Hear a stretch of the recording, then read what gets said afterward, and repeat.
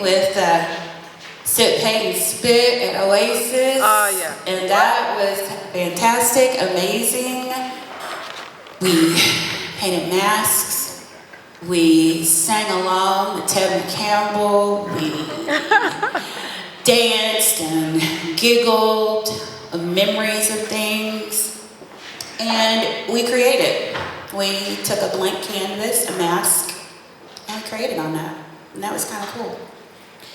Then we rose up early. Okay, some of us, not all of us. Marsha, you were up early. To journey to the public library. To be there for the vendors, Black authors, and the literary lounge. So, and that's what we did. We lounged like literary agents from back in the day. We just kind of slid from table to table, looking at each other's goods and books and learning so many things about the different Black authors and vendors that are in our city and those that are surrounding.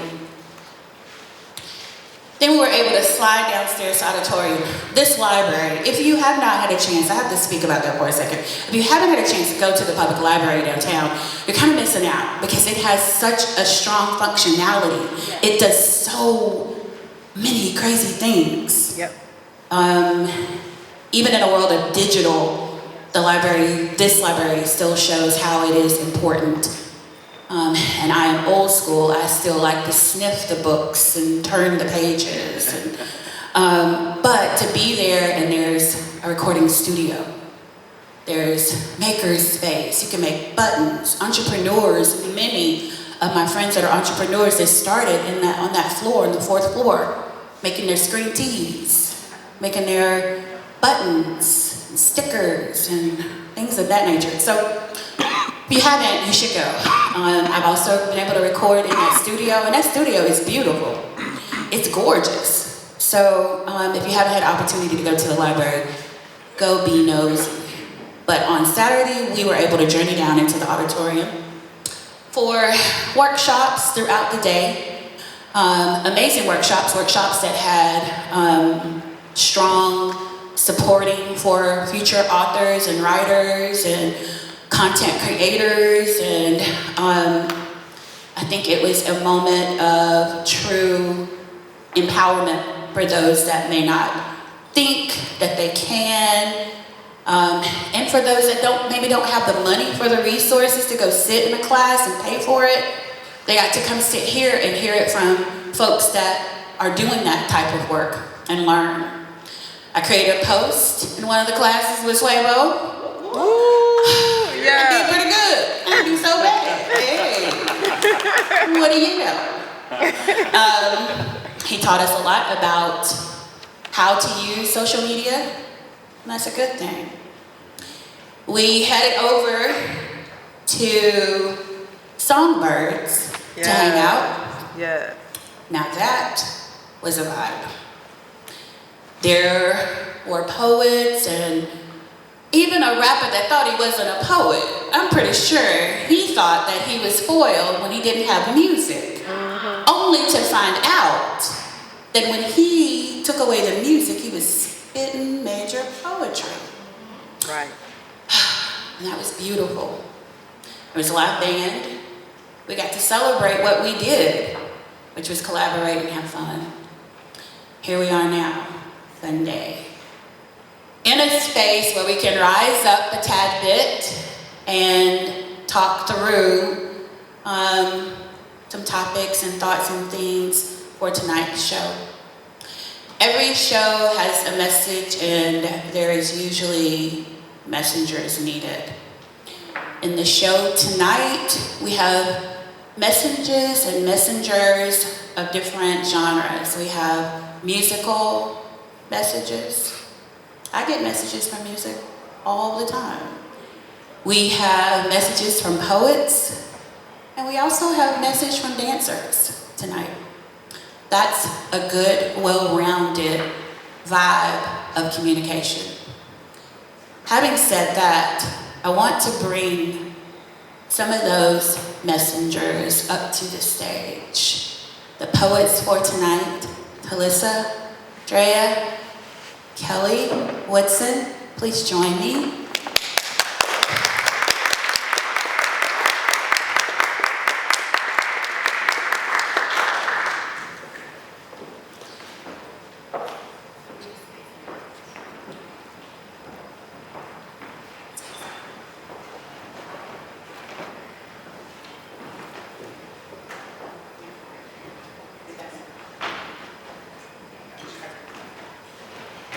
And the featured poet for the entire festival, I would like you to come join us and take the center. Thank you, sir. Deep thought. Yeah.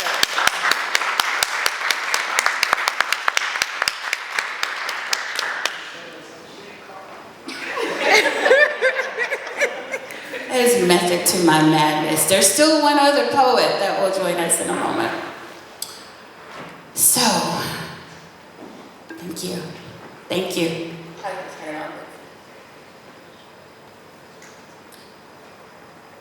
One, two, one, two. Yeah. Thank you, guys, for choosing to share with us. Poets are amazing. I might be biased, but as a poet, I think they're amazing because they get to say things that regular folk might not get the opportunity to say without somebody looking at them funny. We can blame it on poetry and just say, oh, that's poetry, that's poetry. And nobody's gonna get mad. They'll be like, oh my God, she's so creative. Yeah, and we done said something we probably shouldn't even say. I want you guys to pass the mic down. And those that have the theme, your word, tell what your word was, your name and your word for tonight. And do that first, let's do that first. So I'm Woodson Carpenter, and my word was identity. I'm Kelly Watts-Williams, and my word was truth. You had all the words, you got. You had all the words. You didn't have a word, beloved. You had all the words. I'm Andreya, and my word was resilience. My name is Talisa Hale. I go by Mona Lisa the Poet, and my word was liberation. So, we're going to pass it back that way in just a second. When you were processing this show and the writing of it, and I gave you the word that you were to take on, I want to know some of your first thoughts. And you can popcorn that around, it doesn't have to go in order, but what were your first thoughts when you got your word? My first thoughts was the actual event, like what it was about. Right. So I wanted to come from how he put that word out, but also make it also how I feel about it as well. So that was my whole thought process, making sure that I capture the whole picture, but then also making sure it's a piece of me in there. That's what it's about. Well, personally, when you sent me the word resilience, I thought, sheesh. It's heavy. And I drew from a lot of experiences because I come from a long line of people that have had to persevere. So it made me dig deep. So that was my first thought, is that this is probably going to take me to a place that's going to make me think. It's going to make me sit still within my thoughts, and I just drew from my own experiences.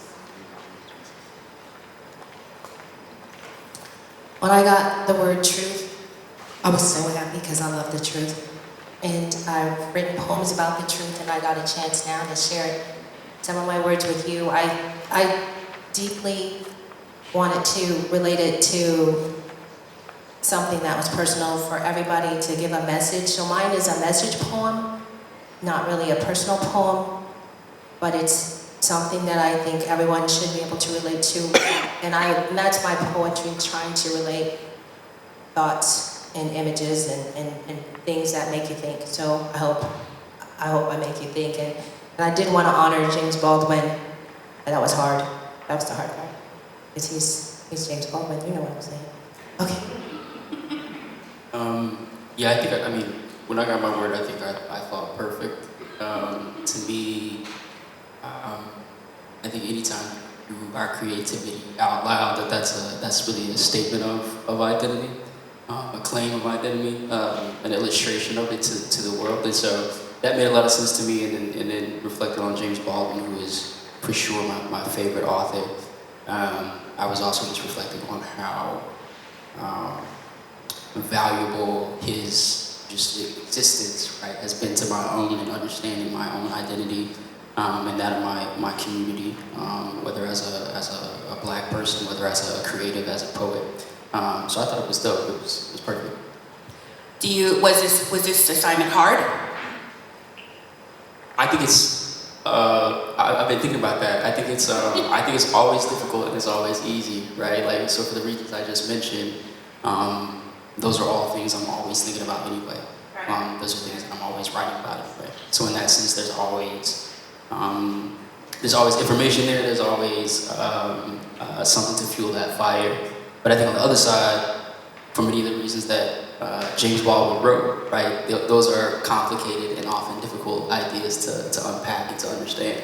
And so in the same instance, there's always some difficulty in drilling down on those ideas and then trying to turn them into something that you think other people will understand and have an emotional and intellectual response to. Create that message. Right. The quote for today, each day of the James Baldwin Festival, there was a quote of the day. If you have purchased your tickets for this evening, you will see how those quotes are infiltrated throughout the night. But today's quote is, "History is not the past, it is the present. We carry our history with us. We are our history." What does that mean to you?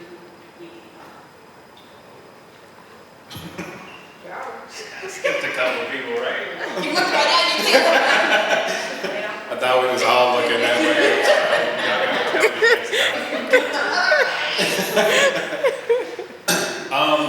For me, and I think this kind of speaks loudly to kind of James Baldwin's philosophies, and not forgetting about our history, not sugarcoating it and making it seem like things never happened, and to hold tight to them, but to also learn from them and not just kind of shove them to the side. So for me, I feel like it's also a personal thing, because with my poetry, actually, I've been diving a lot more into our history, and not just the history books that we get in school, like actually doing some research and learning details about what's going on. And for me, it kind of changes my perspective and some of my writing, because I do feel like there is, maybe it's not an official initiative, but in a way we are erasing parts of history. And so they kind of fall back into the background, but a lot of these events that have really shaped this country are not from too long ago. Like, it's not from like hundreds and hundreds of thousands of years ago. It's like maybe 100, maybe 50, maybe 60 years ago. And there are people who are still alive from those times. And I don't feel like it should be forgotten, because it's important. At the end of the day, it's important to know what happened. And we never know unless those stories continue to be passed on. Do you think, knowing, and this is for anybody, do you think that us diving into James Baldwin, does it play into today's world? I feel like it absolutely plays in today's world. I kept the quote in mind when writing my piece.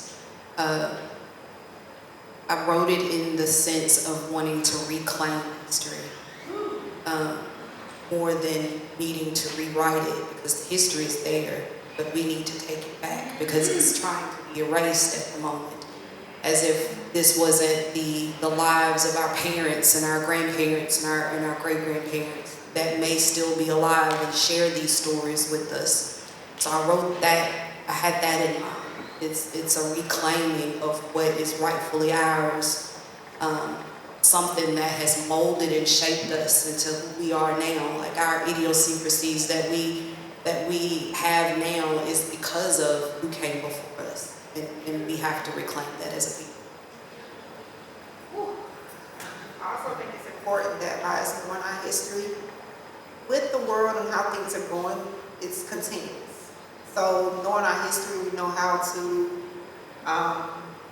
handle things, so to speak, or how our ancestors, how they were to handle it. So we kind of handle things in an updated way for ourselves. So I think that is important that we do know history, technology, and make sure that our children and our children's children know the history as well, the way they can acknowledge it, know how to see it. That's right. So how do we carry history? Our biggest.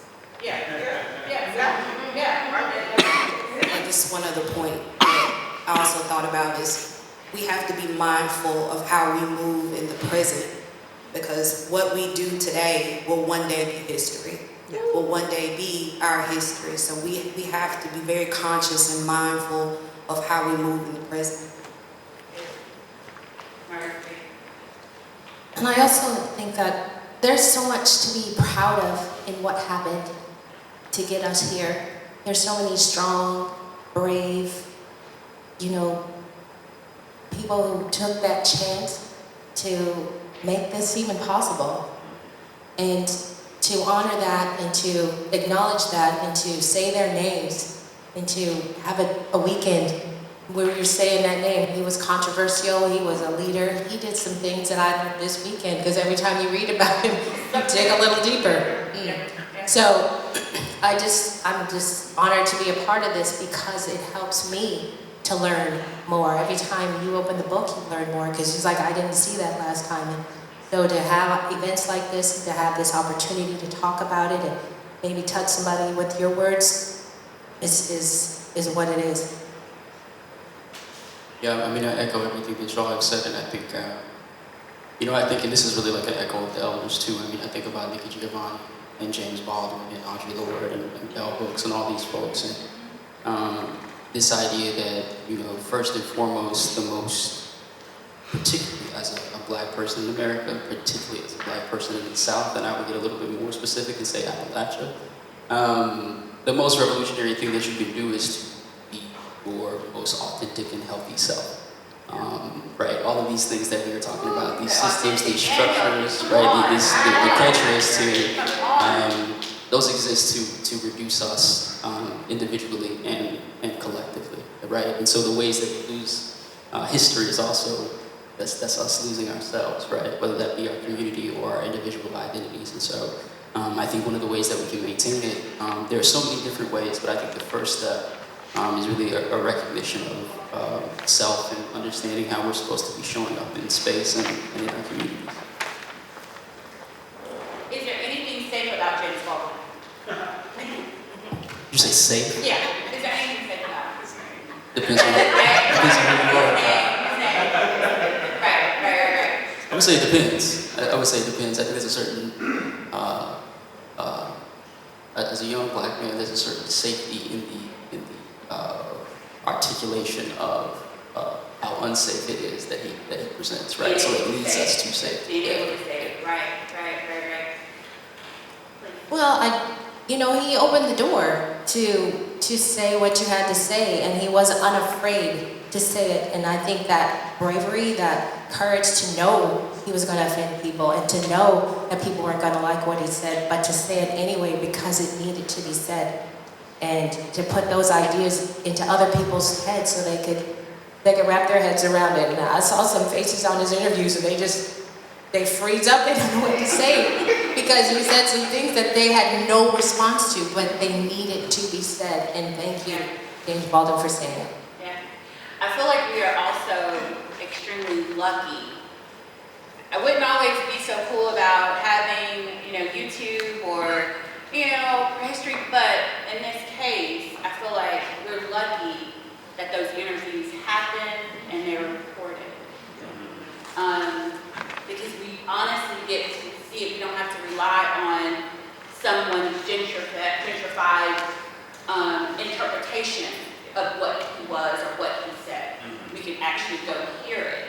And there's something about not only hearing the interview and the words, but then there's like this communication of the emotion.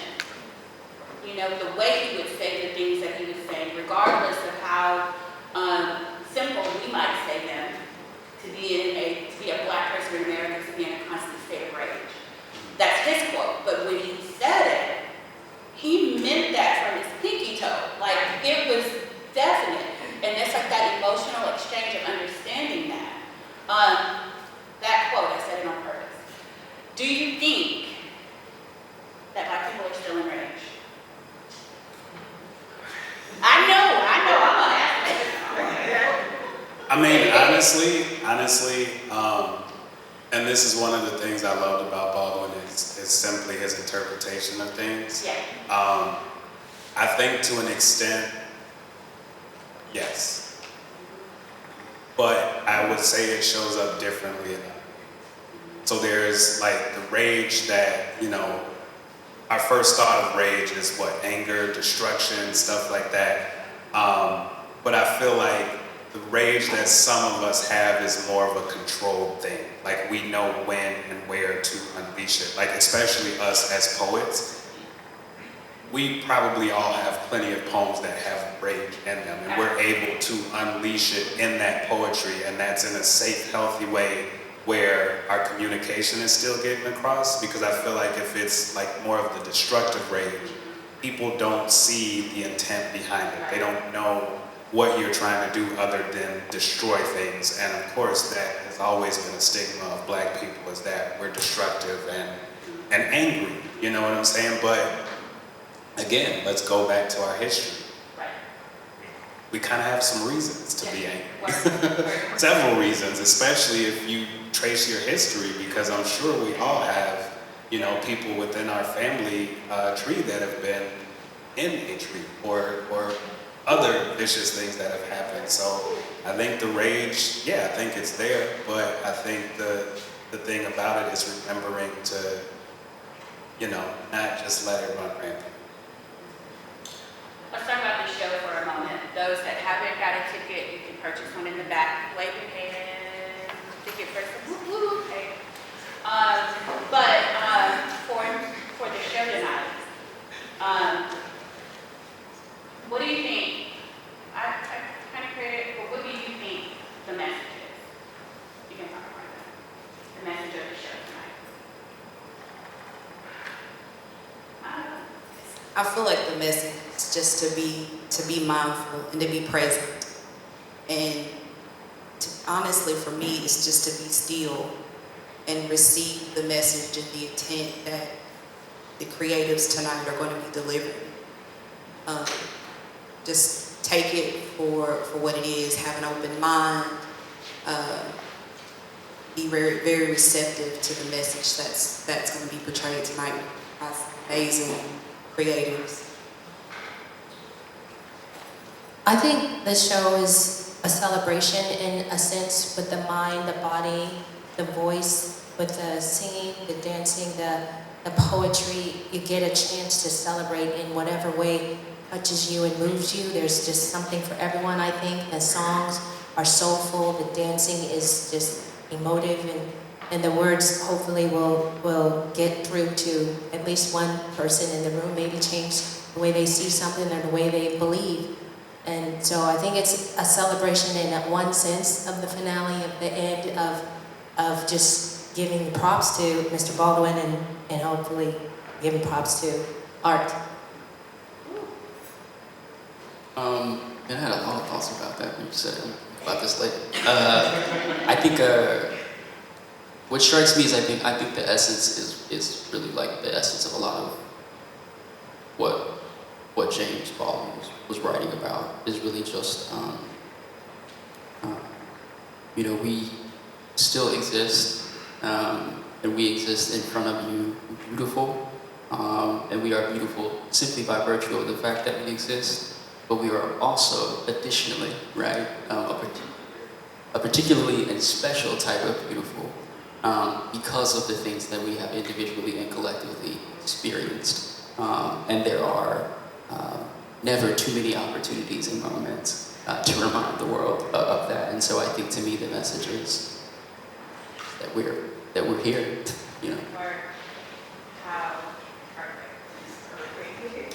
I feel like I want to make sure that we set the tone, we set the intentions before a show that's heavy. And I thank each of you for doing that just now in a very creative way. Any last words you want to say before I let you guys leave the stage? I just want to piggyback off of what Woodson was saying. The talent and the creatives and the many different people that have come together tonight, I'm going to be honest with y'all, have personally gave me chills to see the many different stories and, you know, the words that were shared and the expression. So if you are coming tonight, you're in for a treat. I was excited when, you know, they said, hey, we want you to be a part of this, but to actually see it in person and to hear the voices, hey, it made me come back and like, no, I gotta get myself together. Like, I gotta have my A game on because it is so many talented people, and the message, I have to say, is phenomenal.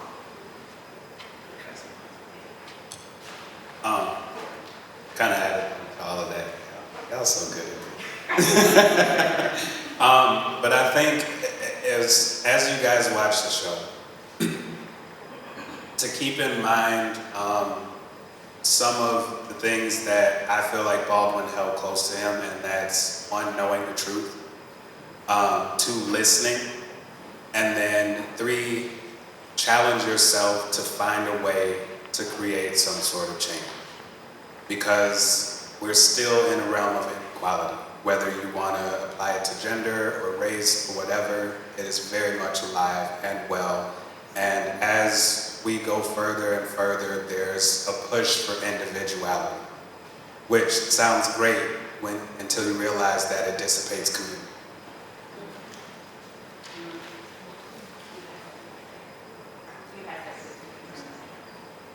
Thank you, guys. I appreciate you. Thank you. Tonight's gonna be good. It's gonna be emotional. Front row has Kleenex, so that is indication. I anticipated it, so. And I got y'all the menthol one with the lotion. Just trying to take care of the runny noses. Thank you, guys. Thank you. Y'all give them a round of applause.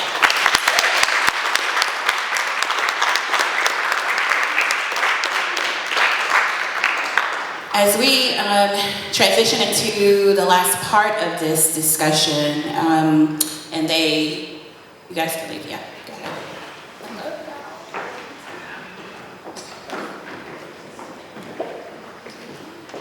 As we move into a different part of this discussion, as we go forward and get ready for the actual show,